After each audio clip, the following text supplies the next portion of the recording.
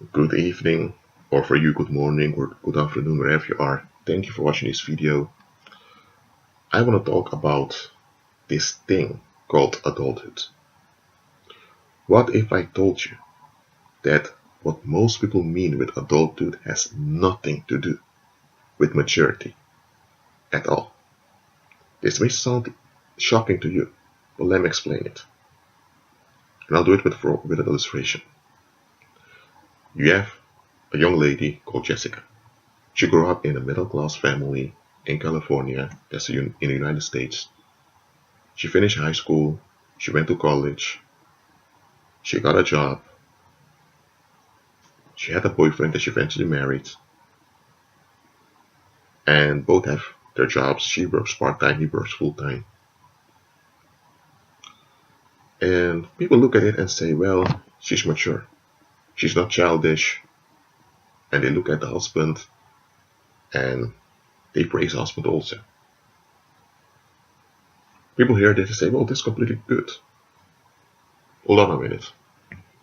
She grew up in a middle-class household. So she was conditioned to operate in that middle-class community. Okay, she was born there, so you can expect that we're conditioned to operate in a middle-class community. But her whole existence revolved around the conditioning she received on how to comply with the expectations of the middle class. And she never looked beyond them. Now look, when you're a child, you have a small head, your brains are in development, your soul is not capable yet of processing things. I'm not talking about the body, about the soul. That's the part of you as a spirit being. So as a child, you need adults around you. You need the community for the most simplest and basic things. And there's nothing wrong with that. Absolutely not. Once you grow, you approach your teens, now you can do some stuff on your own. So people begin to expect more of you. Okay, people can expect more of you. But here's the catch. Can those expectations be justified? Can those expectations be defended? And that is a question most people never ask. Most people, they just comply with the pressure around them in order to be relieved. And as a child and in your early teens, that's understandable, so you shouldn't blame yourself. But there comes a point in your existence, preferably in your late teens or early 20s, that you ought to evaluate what you have been conditioned into. And most people, they reach a cut-off point, often in their teens or in the early 20s, that they don't look beyond. They just accept things as they are. Because to evaluate things means they need to acknowledge some things are bad and they need to give it up. They don't want that because it will affect their social relationships, how people treat them. And here's the thing, they have found comfort within whatever they were conditioned into. And they're so attached to that comfort that to evaluate everything means that that comfort would dissolve. Because it's only comfort because it's validated by the people around. So they are operating in a mind construct. And this mind construct is what is producing that comfort. So in order for the comfort to remain in existence, that mind construct has to be protected. And this mind construct can only remain in existence as long as it's validated by the community. So for people to evaluate what they've been conditioned into means that they need to evaluate that mind construct they're operating into. And once that happens, and they either see that, hold on a minute, this is just constructed, or this construction cannot be defended, then what happens? There's no comfort zone anymore. There's no relieved outcome anymore. And that is what worldly people want. So worldly people, they all reach a cut-off point in which they stonewall. It's like talking to the hand. In Hollywood movies and also in soap operas, you have those female characters. Not all are female. There are drag queens also playing female roles in movies, but you have those characters that whenever someone says something that they don't want to hear, they say, talk to the hand. It's like saying, talk to the wall. I'm not going there. I don't care. I just don't want it. I just will something. Just deal with my will. That's stonewalling. That's different from stubbornness. That's different from immaturity. Stonewalling is literally you don't want to consider the well-being nor the implication for someone else. Sometimes you think for yourself, you just have a will and you're unwilling to evaluate it because you're unwilling to make any effort on your behalf to change or to cooperate with others. Stonewalling can happen in a family. For example, you have a household in which the father is drinking a lot, and when he doesn't have his way, when his expectations are not met, he beats people. That beating is stonewalling. For example, he expects his children to make him feel good. Now, I'm sorry, no adult should seek relief with children. But that guy doesn't want to face that because then he needs to face that something's wrong with his expectations. And then he needs to remember how his parents treated him, and all that trauma comes back. And he also needs to face that the people he had around him were taking advantage of him, that he also took advantage of other people. He needs to face everything. And he needs to acknowledge his vulnerability also. And he needs to learn to be vulnerable towards his wife and his children. No, he doesn't want that. So he stonewalls. And that's stonewalling operates in a form of violence. Because when violence happens, people get hurt. And nobody wants to get hurt, so people are terrified of his will, because when his will is not gratified, something bad happens. So after he built this pattern in the household, people got used to it. He just had his way. That's stonewalling. So worldly people, they all reach a point that they begin to stonewall. And often in communities, this stonewalling criteria is praised as adulthood. Just think about it for a moment. You have millions of people, they all hold on to certain expectations that are shared collectively. And there are expectations you can defend. For example, that a child has diapers, okay, you can expect it. An adult, someone in their teens shouldn't have a diaper, they should know how to use the sanitary provisions. You can expect that, so you can defend that expectation. You can expect people to pay attention to the traffic signs, because or else people may get hurt in traffic. You can expect that. You can share that expectation collectively. But most people, they never evaluate their expectations. There are expectations that are practical that you can defend, but there are also many expectations that you can't. And people tend to focus on those that they can't defend. Then it's even a question if they are defendable. Most people, they've reached that cutoff point and they linger around it. And they cut such people off from them, break some contact, and then they feel gratified that they are adults, that they make their point, they have boundaries. A boundary means something is the boundary means there is a limit. Something has been bounded. There's a bind over there. So something is stuck. So that isn't something positive at all, but people perceive it as positive because there's relief. Because they don't want to evaluate that mind construct. That's validated by society. Society itself is a collective mind construct that people enact in order to avoid violence and preserve relieved outcomes. That's what society is. So what society considers an adult is a fiction. It's a sterile, terrible fiction. It has nothing to do with real maturity. But people can't see it. Why? Because they're so trapped by that relief-seeking mindset of theirs. And that's what all worldly people have. That's all that they can grow into. So they are born in sin. So you cannot. So they shouldn't blame themselves for that. But they shouldn't linger around in it. They should seek for salvation. Most don't. Most just want relief.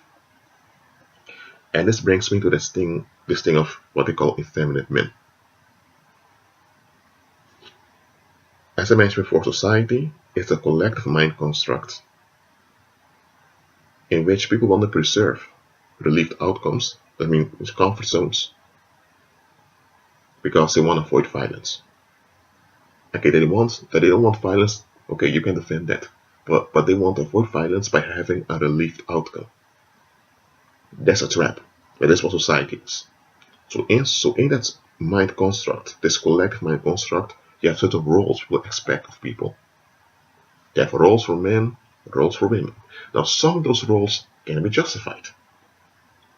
Females tend to be smaller and physically a bit weaker than men, biologically speaking. So the people expect more heavy work from men. Okay, you can justify that in some instances. Okay, but then you also have expectations towards men that you can't justify. But people just hold on those expectations because that's all they were fed since cradle, since they were born. But not only that, to question those expectations means that the relieved outcomes that they want are threatened, so they don't go that way. To them, it's talk to the wall, they stonewall. For example, if a man is a bit emotional, he is an emotional being because he's a human being, so that should happen. People tend to stonewall the man for, you're a man, so being so emotional, so being a little bitch, they tell the guy. Well, that's how they talk to men that are a bit emotional. Hold on a minute. Christ himself was God Almighty in the flesh. He displayed emotions. He was emotional towards the scribes and Pharisees. He talked a lot. So are you going to call the Most High a little bitch also? What? Are you serious? So just think about it. People have expectations they don't want to evaluate because they are greedy for relief. That's what they are. It has nothing to do with needs. Everyone is needy. Babies are needy, children are needy, adults are needy. And what's between adults and years are also needy. Neediness is human. Greed is not natural. So greed is not human. Greed is a perversion of your humanity. But that is what society really, when we look at it carefully, what we call society is really the validation of perversion. And because it's validated, we don't see it as perversion anymore.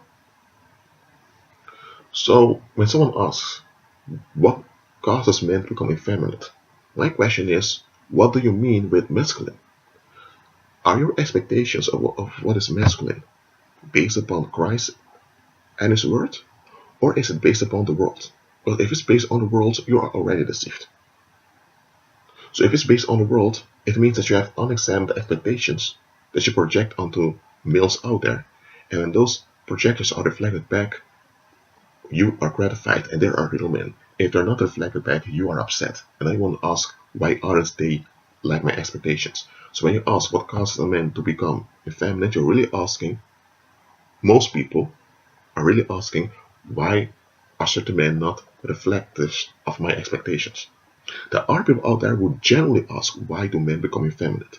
But those are people that understand what true masculinity is. But most people don't. They have an expectation of what they think masculinity is, but they don't know real masculinity. Because they're holding on to the world. And here's the thing. In the world, you have dualistic projections. So yeah, you have the slut, and you have the good girl. You have the bad boy, and the nice guy. Those are all dualistic projections. When it comes to men, you have the real man and the effeminate man. When you look at it carefully, it's a deception. Because what people associate with the effeminate man is someone that's gay, someone who has what they consider female mannerisms, or someone that has a high voice, while most men have low voices, or someone that's a bit emotional, a man is a bit emotional, or a man that talks a lot. So, or a man that uses lipstick and female clothes. So you have that category that they call effeminate men, and most of what I just said fall under it. And what is in the opposite of it is what they consider real men. Here's the thing, they don't look at the root of it. If you have a guy who's wearing lipstick, thinks he's a woman, and behaves hyper emotional, more emotional than real women, then you can say that guy is effeminate. You can say that because he doesn't operate naturally as a man ought to be. But if you have a man who, when he doesn't want something, he opens his mouth completely, and he says, I don't want it, or when you have a man that's very stern and clear, that enforces consequences to protect his boundaries, We then say, well, that's a real man. Hold on a minute. The one is hyper emotional, and that acts out as want to become like women. With the other, it operates in through stonewalling. When he doesn't will something, you have to deal with his will. No explanation, no consideration of the wider perspective, no consideration of the wall. They just have expectations and you just have to deal with them. And if you don't deal with them, there are consequences. It's both the refusal of their own emotional nature. But with one, it works out in resistance against their natural masculinity, and with the other, it works out in violence, whether it's verbal violence or physical violence. So who is effeminate here? Both are. The second one, who's more civilized, he only escalates under pressure. While the one over here is already escalated, and with him you have less physical altercations. Because that negative energy is manifested in effeminacy openly. With the one here, the effeminacy is protected by the community and it works out in violence that's accepted, like discipline in children, what they call discipline, or hating on other people, willing against other people, not liking people, which is also violence. And only in rare instances do they escalate. But this form of effeminacy is accepted, this one is looked down upon. But they're both effeminate. See what I'm talking about? Evaluate your expectations. So, adulthood, what the world considers adulthood, is just a fiction. That implies that what the world also considers masculine, in most cases, is also a fiction. A fiction that contradicts itself and that cannot be defended. So consider that. That's why it's important to be renewed in your mind. Because if you are judging other people based upon your unexamined expectations, you're already trapped. And there is no way things can work out well for you based upon you judging others based on your own expectations that you did not evaluate.